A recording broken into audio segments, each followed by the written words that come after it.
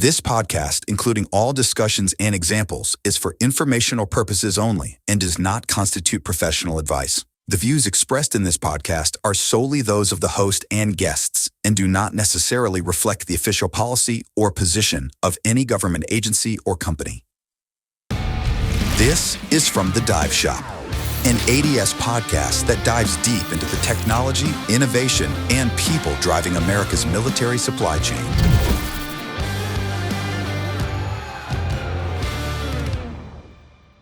Frank, Russell, thanks for joining us this morning on From the Dive Shop. It's great to have you here at the shop. How are y'all doing today? Great. Good morning, and great to be here. Thanks for the invitation to come down and join you. Yeah, excellent. Russell, I see you all the time. Yeah. You know, this is my guy here, my golfing buddy. Yep. So for a quick intro, Frank, you're the president of NGAUS, the National Guard Association of the United States, retired Major General out of the Guard. Why don't you tell us a little bit about how you got here and how you got to go from that enlisted man back in the day up to president of an association that represents all 54 National Guard associations in the United States? Sure. Yeah. 1981, graduated high school, wanted to go to college, didn't want to ask my parents for any money, so I saw 100% free tuition at state schools in Mass, so jumped in, went to the University of Massachusetts. After about 3 years, I guess, of enlisted service, I said, if something's messed up, I want it to be my fault. And I went to officer candidate school, got commissioned as a lieutenant at 21, and was just really too dumb to get out. Stayed in for 40 years, and had great opportunities along that road. And retired out of DIA in DC, Defense Intelligence Agency. Was my last assignment in 2021. But yeah, great long career. And it's the people that kept me in, I think, that long. Just working with other soldiers and things like that. So yeah. Yeah, and it's great. You get to see a good cross section, I think, of America. Just all sorts of demographics and people, and just some highly educated. You got your Harvard MBAs out there, and then you got the guy that's just like, hey, he's a shop mechanic, but they can all do their job, and that's something that's always great about working in these types of organizations. Yeah, I think the military in general is a family affair. It's usually generational. Yeah, and especially in the Guard, it's such community based. We have units of really 3 generations or more of people serving in the same unit, and that's what kind of gives us our character, I think, as a National Guard, as opposed to the active component. Sometimes you have wrench turners and maintainers working on aircraft and other stuff that have been doing it for decades, and that level of experience. They're creating tools to fix problems.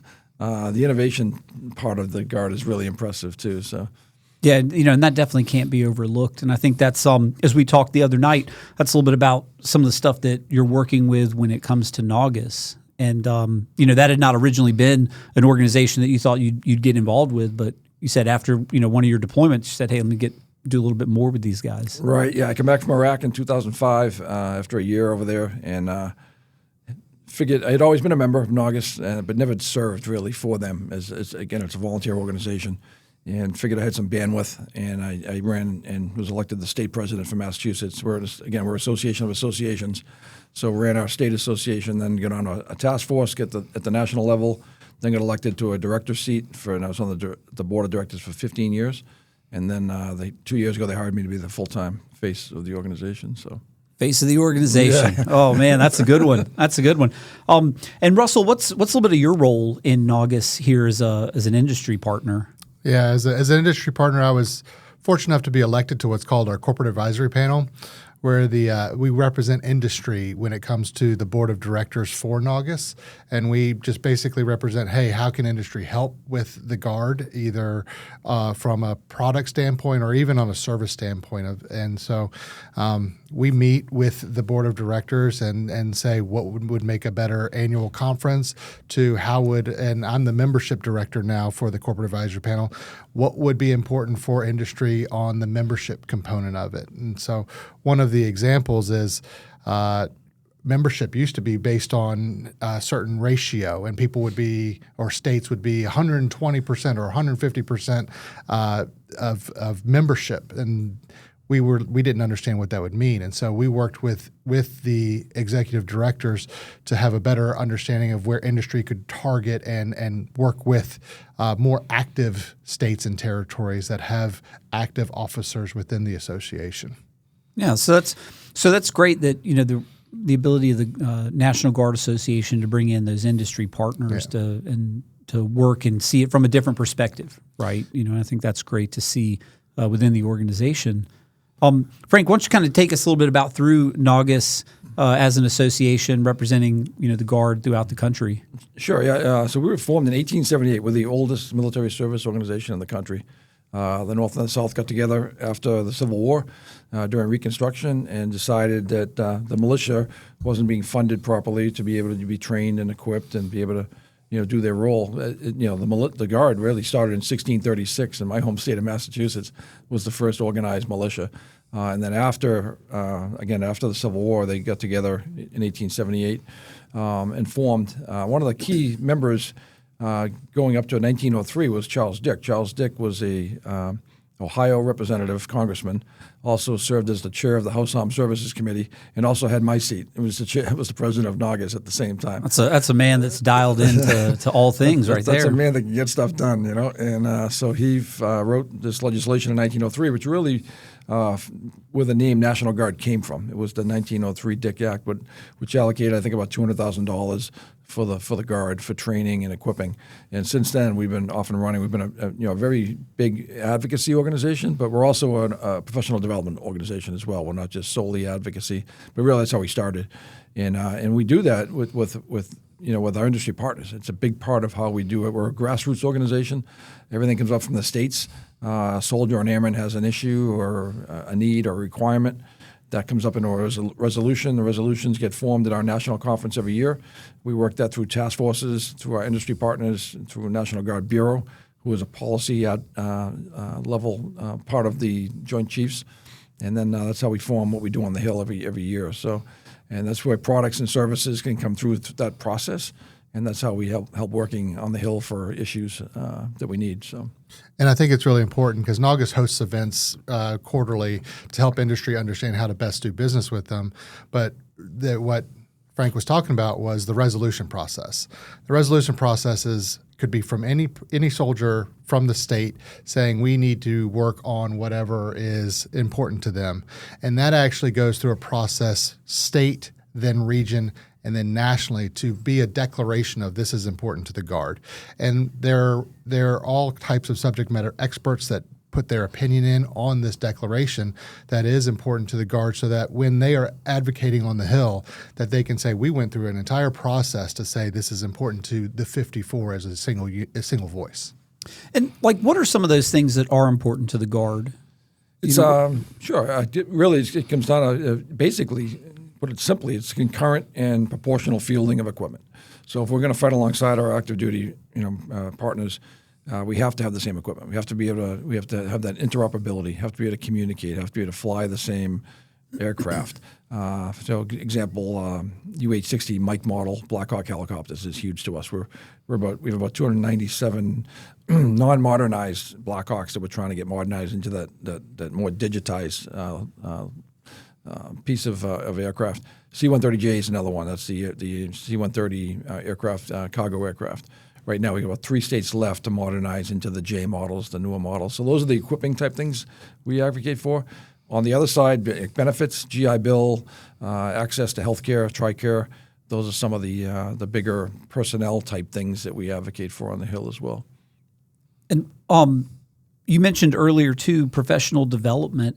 What are some of the things that you're trying to do there? Is it bringing it on par with the professional development offered to the active duty component, or is it a more focused on National Guardsmen who are maybe not spending as much time in uniform, so trying to get them the things they need to be prepared to go on those, whether it's a 6-month deployment or even just a 2-week AT where they're supporting down at JRTC or National Training Center? Yeah, no, it's unique to, I would say, it's somewhat unique to the Guard. So the services provide plenty of development training and schooling, and that's all fine. What we do one thing called a Capital Summit. We bring company grade officers in, educate them on the political process and on the Hill and how that works, how the services work through Congress. Congress obviously is the one that they give us the money to do what we do. We are subservient to them. So them understanding how the House and Senate Armed Services Committees work, how the Appropriations Committees work, and how that works. So we do about a 2-day seminar with company, again, younger officers, so they understand the process early in their career because they have to be able to navigate through that as they develop over their long career. That's one of the things we do at our at our annual conference. We have, last year, for example, we had the chairman of the Joint Chiefs of Staff, General Kane, come and speak. We have the chiefs of the services come and speak. So they're hearing from the 4-star level leaders on where we're going in each service, the Army and the Air Force. So that type of access to those types of leaders is really hard to get. So at our conference, they get that. They also have other speakers come in, and they do a full 3-day professional development course of other different speakers that will come in and address them. Yeah, part of this professional development is identifying what is a state problem and what is a national problem. And so if you're able to understand where to go and navigate, you can fight for the benefits that you're looking for or the services that you're looking for at the right spot. Because I do talk to certain National Guardsmen, and they're advocating at their capital in their state more than they're doing it in Washington, D.C. So it's really important for, especially at the National Guard, to understand, am I a state employee? Are you a federal employee? How does that work? And then be able to fight for what you need to do the best mission in the world and make sure that you have all the equipment that you need. Yeah, and that's a real unique situation that the Guard is in, sort of wearing that dual hat. I think we're all familiar with National Guard deployments we see on the news. There's been a national emergency. There's been a hurricane. Right now, out in California, they're getting that heavy snow. It's things like that, wildfires, where you see the Guard going in and doing the work. And then, for those of us that, did some GWAT time, you're right there. You look over and you're like, oh, what unit are you in? And this guy's from, a National Guard unit out in Indiana or North Carolina. And, you're like, oh, cool, man. So how is that? Can you kind of give us some examples of sort of state issues that you need to advocate for versus the nationals? I know that that one you mentioned around like equipping and making sure we're equipped, but what are some of like the examples of the state issues that the Guard is facing and advocating for with NGAUS? Yeah, that's a great point. And a lot of people don't realize the Guard. Our primary mission is the combat reserve of the Army and the Air Force. We're about 40% of the combat power for the Army and about 34% of the combat air power in the Air Force. That's a lot. I don't think people are probably hearing that for the first time. Right. They're listening to this podcast. That's a lot. Yeah. People think of the domestic response and all that, and so our motto really is if you're prepared for combat, you're prepared for anything. So the dual role that we have, when we're on a title, really comes out of law, Title 32 or Title 10. Title 10 is federalized. Title 32 is in our state role. The governor is our commander-in-chief. And we can be called in, like you said, hurricanes, snowstorms, whatever, ice storms. You name the disaster, public unrest. But we are equipped by the federal government. So that's the good thing about the Guard. And that's where the advocacy comes in to make sure we have the right equipment to be able to do that state mission as well. You see it these days. We're in a lot of cities out there. I was just in Tennessee last weekend, and there's about 1,500 soldiers in Memphis. Going great, going smoothly, just assisting local law enforcement down there. But to your point, some of the state issues, in fact, Tennessee is a great example. They got passed through their state legislature funding to pay for health care for their soldiers. It's been a big issue of ours nationally, but it's the Congress thinks it's too expensive to advocate for that for reservists. So we haven't really got that achieved yet. But certain states, I think Maryland did it, and I think Tennessee just did it. So they can get TRICARE Select, the federal health insurance, but the state is paying the premiums for them. So that's a huge state win when we advocate. The other part is local armories. The states will often match money to upgrade armories. We kind of laugh, we joke that we have an armory in every voting district in the country, which gives us our clout on Capitol Hill because we know a lot of our representatives and senators. So it's unique to the Guard as well. So the active duty's got the base clusters everywhere, but we're in the community. And but those are, I guess, two things that locally we have achieved. Legislatively through the state legislatures. 30% and 40%. How much of the budget? How much? So we're 20% of the joint force at 4% of the budget. So let me do the math here in my head real quick. That sounds like not a lot. that is a bargain for America. You're right. What it is. Right. Yeah. But you make an excellent point there about having that armory in every voting district. Mm-hmm. And I think that's something that's easy to overlook. Down here in Virginia Beach, we've got Norfolk Naval Base, Dam Neck, Oceana. You've got a lot of installations, even Langley just across the bridge. So it's that idea of like, oh yeah, for us it's localized. And the active duty component is localized. You live around Fayetteville, Southern Pines. It's not just good golf. You got the 82nd there and JSOC, but it's a real difference. You drive down any road in America, any four lane road in America, I guess, state route, and you'll pass an armory. And you'll probably pass two if you drive long enough. And I think that says a lot about how the way the organization is developed over time to be representative of not just the state but the community. In the military as well. I'll just kind of go back a little bit. You dropped it. You enlisted back in, I think it said 1981. 81. I said I wasn't going to say it, but I maybe repeat it. But how has the Guard changed? In that time. I mean, I think that's when I think about 81, that's the early 80s. You're sort of coming off of Vietnam. There's a big swing and moving into an all volunteer force again. But then saw some pretty radical changes over the next 30 years. Yeah, absolutely. Yeah, when I came in, we had some. You had some people that joined the Guard, maybe not to go to Vietnam. I would argue to say, and we had others that came back from Vietnam and came in the Guard. So I remember one of my platoon sergeants, Tony Pond. He was in First Cav in Vietnam and some nasty fighting over there. Come in and he was just a guy everyone respected in the Guard. So, but back then we didn't have a large Guard deployment for Vietnam.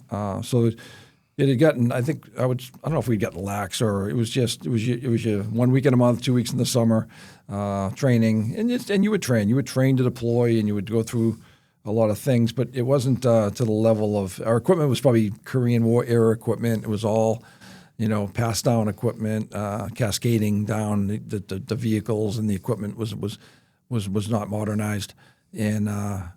Guys are probably still carrying, was it like the M1? We didn't have the M1. No, we did have the M16. Got the M16 by then? Okay. Probably just got it. I mean, I remember my first uniform was the Goma Pile uniform. You tucked in the shirt with the green hat, and that was my first uniform. They'd just gone to BDUs just after I came in, so that was unique. And you went to annual training. You really called it summer camp back then. We're going to summer camp. So the cots would go in the truck, the beer would go in the truck, and it was, you trained still, but you had fun as well.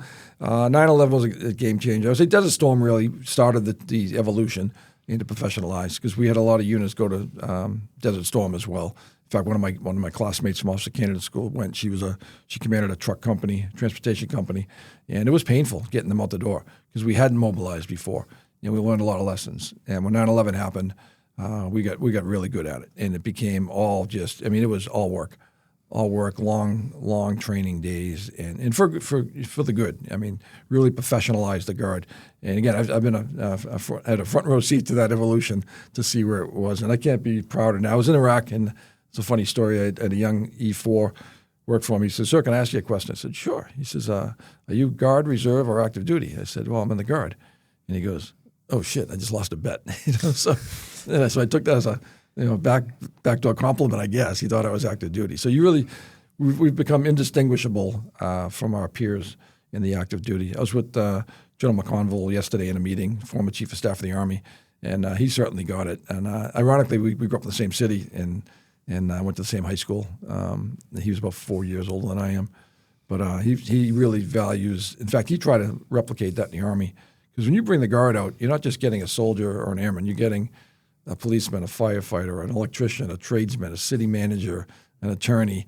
You name the career, and that's what the Guard brings to the fight, not just the soldiering they bring that back, whatever their career field is as well. So if you got a problem somewhere, you got somebody in the unit that can fix it.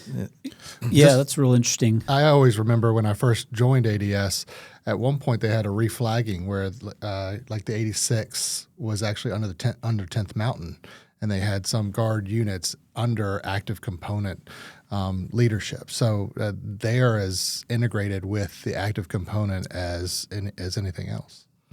Yeah, and you really can't say enough about how I think it's a different level of professionalism and discipline that comes from having that full-time job and then doing this that 1 weekend a month. And you're right. I mean, I know you talk about people, military police units in the Guard, full of police officers, like people that are doing it professionally all the time. So they're, where they're getting that exposure to it, and they're seeing it in a lot of different places. Whereas, I don't want to knock an active duty MP, but running the gate, and running down speeders on post is one thing, but being out there in the public and doing it a lot and seeing all the different things that happen, I think it's a ton of exposure. I know I've worked with some people that, like you said, they kind of come from all skill sets. We were in Iraq and we had a brigade commander that was an SES in the FAA. And so when they got to the airport, they were like, hey, we kind of got some questions because we don't really know what's going to happen here once we start opening this up for flights. And he's like, oh, well, that's right up my alley. And I think that's something that you just can't sell short on the Guard and reserves. So, Russell, what are some things that ADS or I should say, what are some things that you, in your position within NGAUS, but also as an industry individual, what are some things that you're helping support with NGAUS and the other associations? Well, the Strategic Planning Committee, I think, Frank, you could probably answer this and what the initiative is on that aspect. But for me personally, I help with trying to get industry in line with best equipping or best setting themselves up to have the equipment in the hands of the guardsmen, especially the soldiers and airmen of the National Guard, through the NGREA funds. NGREA has been a very difficult process for industry to understand. And one of the things that working with NGAUS is developing a way for visibility for industry to understand how to play by the rules that, NGB wants them to play by. And so we've been able to bring industry in, educate them, and help them get the equipment that the soldiers need when there is a shortfall. NGREA is designed for any shortfall that the active component is not able to supply to the National Guard. Can you break out NGREA? Can you give me what does NGREA mean? Good point. Hit me with the good acronym. It's a National Guard Reserve Equipment Appropriation. Sorry, I asked now. So it is this year, it was just appropriated for $850 million for both National Guard, Army, and Air, and then the 4 reserve components to include Army, Navy, Marines, and I can't remember the last one, but that it gets split up. And for the Army, their process and for prioritization is a 1.5 year long process. And industry is not used to that. Industry is used to, hey, I need a widget, let's go buy it. But in order for the National Guard, just like the resolutions process, they have to get the input from all 54. And so for all 54 to come up and say, this is our number one priority for equipment or a shortage in equipment, they need to go through a 1-year-long process to show Congress, hey, this is what we need a plus up on. And we were able to work hand in hand with them to develop a program that industry could get behind. And that you said that's multi-year money. About how long will that money last then? Like it's 3 years to execute procurement money. So when there is the CR, there is no appropriation money. This is the congressional plus up. So with what Frank was saying, the National Guard is not a line item in the congressional budget. They get the money from the Army line item and from the Air Force line item. And this add-on is after everything has been agreed upon, either NDAA and the appropriations. So we have to fight all the time with NGAUS to make sure that is a robust line add-on as possible. Some of the things we have to do as industry is to go on the Hill and say, hey, look, this is how we're helping the Guard, and this is how we're keeping them modernized and also keep them. Not all equipment from the Army is good for the domestic capability. So we need to make sure that they have access to the domestic capabilities that is unique to the National Guard. So there's a lot of different ways that we go up on the Hill and advocate for the Guard from an industry side standpoint. And so it really sounds like it's a lot about communicating and just making sure everyone's on the same page about what the needs really are. It is. The NGREA money, actually the NGREA whole program really was an August initiative back in '81, ironically, the year I came in. So we've been getting this it's come full circle. This plus up right. of money for a long time. It was one of our big accomplishments over our span of major accomplishments on the Hill, and NGREA was one of them because we weren't getting the equipment we needed through the normal programming process. Right. So we needed that plus up to stay as modernized as we could. So So it's usually about $1 billion a year. It was a little short this year. Yeah. And we usually end up at almost about half of that usually comes to the Guard, split between the Army and the Air Force. Oh, okay, great. Yep. Great. So talking about modernization and now sort of looking forward, GWAT's sort of winding down. A lot of talk in the news, a lot of different things, right? It's major power conflict, UAS and counter UAS, things that are moving very, very fast. They're seeing the battlefield change quickly. You're seeing a lot more unmanned vehicles, unmanned aircraft, unmanned boats and ships. So how will you, as you look to the future, where do you think NGAUS is? Where are you hearing from other associations that they're like, hey, look, these are going to be the capability gaps, not in 2026 or 27, but this is where we think we'll be behind if we're not getting moving. We'll be behind in 2030. Yeah, that's a great question. And one thing that is unique to the Guard too is innovation. We've got all these different states with different innovation centers that are doing some really fascinating things. Oklahoma is one of them. The Adjutant General there is Major General Tom Mancino. He's very active in this space, working through universities. Massachusetts, another one, working through the huge education complex there. You've got MIT. They've got 1 million schools there. You've got Lincoln Labs up in Massachusetts. Michigan's another one. Michigan's really leading. Our chairman of the board is Major General Paul Rogers. He's the Adjutant General of Michigan. He's doing some really great stuff with Northern Strike. It's a big operation up in Michigan every year. So we're leading in that space, I think, as a Guard through the states. Now, where we need to go, and where we're working to go, is create a consortium of all those states, of all this different innovation, because really that's what the Defense Department or the Department of War want. That's what they want. They want innovation. They want speed. They want risk-taking, especially in the UAS, counter UAS space these days. That is something that's certainly a growth industry that we're paying a lot of attention to in the States. So I think as time goes on, you're going to see a lot of innovation coming out of the States and a lot of new ideas, new concepts, new equipment coming out because we have that relationship with those institutions and with the local government, the governors. And I'm excited to where we're going in this stuff that is going to be faster to get to product development and maybe distribution at that point. But I'm excited about it. And NGREA is a perfect segue for that funding element for the National Guard, because if you wait for the latest drone to come out from this year and it comes out 2 years later, you're already light years behind when it comes to technology. So every year, if NGREA is fully funded, we have the access to purchase the latest and greatest technology for UAS and counter UAS instead of waiting for whatever is coming down the road from the program office.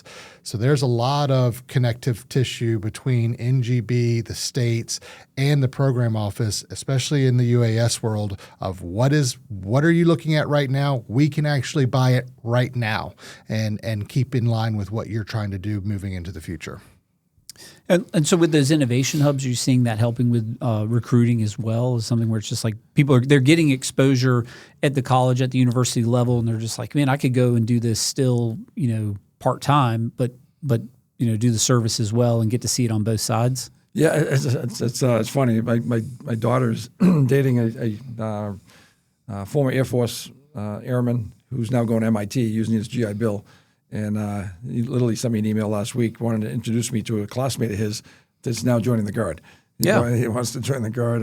He was inspired by my daughter's boyfriend to join. Here's an MIT student that's now going to be in the ranks of our Air Force and Air National Guard in Massachusetts. So I think that's part of it. Recruiting's been successful lately. I think it's just a desire to serve, or the recruiting has been doing really, really well, both in the Army and the Air Force. So they've been exceeding their goals, which is a good problem to have, right? Yeah, you can't beat that. I mean, No. having Yeah. having a recruiting shortfalls just that hurts everybody. Right. All right. Well, very good. Are there any other things that NGAUS has going on for 2026 that we want to make sure people are aware of? Upcoming events. I know there's usually an annual conference, but there's also state conferences prior to that. Yeah, so this time of year is really, really busy for us. So the state conferences meet usually the first quarter, and they do their resolutions, as we talked about earlier, and then that rolls up into our national conference in August. This year in Indianapolis, next year we go to Salt Lake City, then Puerto Rico after that, and looking forward to that one. They throw a good conference. There you go. So we partner with the states. They host it and in partnership with us. But this year, what else we have going on? Just again, the strategic plan, we're excited about that to come to fruition this year. And we have our golf tournament that runs our Education Foundation, which is our 501c3. Oh, a little more about that, please. Yep. So that's how we tell the Guard story. And it's a nonprofit. So we have a museum in our building in D.C. and also a museum archives going back to when we formed back in 1878. Okay. Archives of the association. And ADS, I'm proud to say, is one of our Legion of Lafayette major donors to that organization. So, and when's that golf tournament? it is. I always It's like in to September. I always like to find Yeah, a day off, half day, there you work go. day, something like It's that. a work day, right? Yeah. I would, just to add to it, they do host things like the LL conference and then other associations they'll guide on. So the next big one for industry is AGAUS, Adjutant Generals Association of the United States, where all 54 tags, advocate generals, the leaders of each state will get together and they will do their conference, and actually industry has the ability to present to them as well. Annual conference is in September timeframe. Generally, what's called industry days is in December. It just happened in a couple weeks back in February because of the furloughs that were happening, and we weren't able to host in December. But those are the three, and then there's the one in January. Typically, it's called the NGREA, National Guard Executive Directors Association. So those are the four main meetings where the CAP meets in person, and we discuss what the next steps are to help industry and discuss with executive directors of the state associations, advocate generals, NGAUS annual conference, and then a specific one for industry. So those are the four that really NGAUS hosts that are the biggest deal. And there are other ones like the state associations that industry is more than welcome to join as well. All right. Well, that's great. Well, Frank, I appreciate you coming down and spending some time with us today, talking to us about the National Guard Association. Really, excited to see Russell, involved as well. I think it's great that we're able to partner, as industry and then the association, but really in support of the troops. Right. That's I think what we're all really here for. Yeah, we couldn't do we do without industry, and it's been a great partnership, especially with ADS and Russell being so ingrained into what we're doing these days. So we got to get him to run for the CAP. Is it president? Is that Russell for president? Is that what I heard? I like it. I like it. Vice is first, but we'll see what happens. Yeah. All right. Election very is good. in June. And because they sit on our board of directors, so that the CAP president is in the board meetings when we meet. So okay. Yeah. Well, good. Well, we're looking forward to seeing all the great things that NGAUS has planned here for the rest of the year, and all the great stuff that Frank and Russell, you guys are going to be doing together. Hopefully advancing some of the priorities that the states have determined for you all to say, this is what we want to do. This is how we want to move forward. But thanks a lot for coming in today. Really appreciate it, fellas. Thank you. Yeah, great. Thanks, Pat. Awesome. All right, Thank you. thanks.